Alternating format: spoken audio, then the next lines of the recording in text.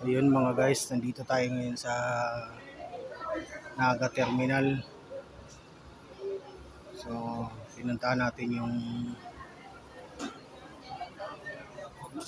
booking ng Amihan. Tsaka Piltrangco, ayun, sarado. Ayan, ito yung slot nila. Piltrangco, Amihan. So, yun nga. Ayan, sarado na. Piltrangco, yan dito. Ayan, dito dito. Kung ano sinasabi ng operasyon.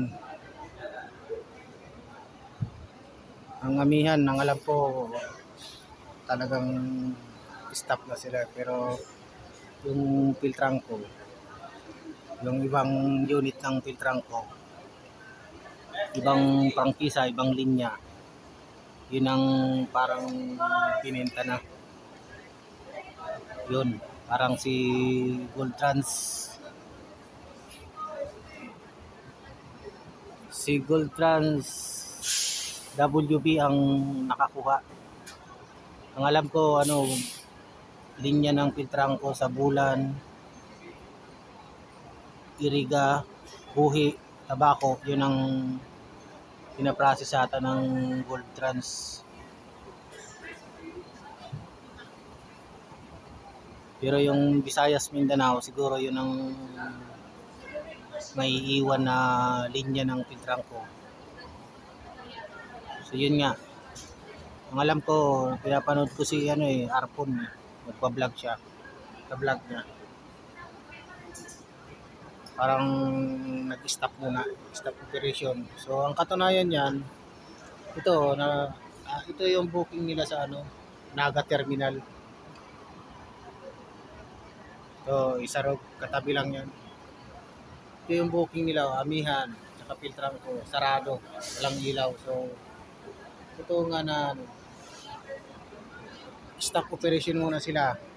Hindi natin alam kung baka magkakaroon ng welga ang Piltrangco, mga empleyado. Shout out sa mga empleyado ng Piltrangco. Isa ako sa inyong nararamdaman. Kasi mahirap din talaga ganyan. Tulad sa amin, nung nasa tourist bus ako, college,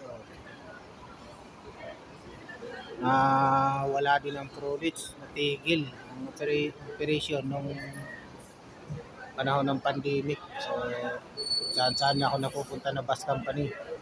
Shuttle, nag-tracking pa ako para lang mabuhay. Kasi wala na, nagsarado na rin yung Prolectors.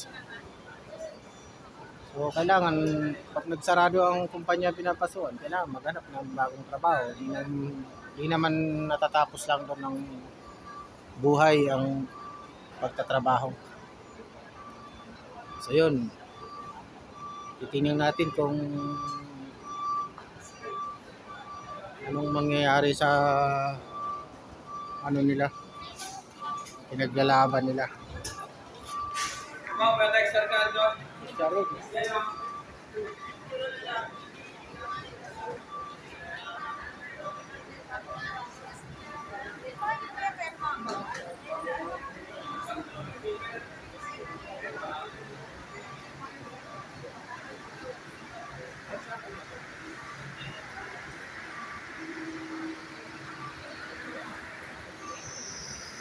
Tinatawagan na ako. Paalis na siguro kami.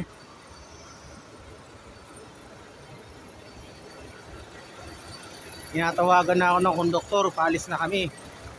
Yun. Paataras na nga. Tawag ng tawag yung konduktor.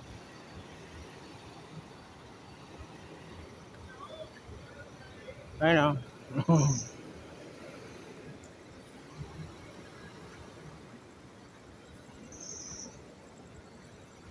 Bicol, Makayon.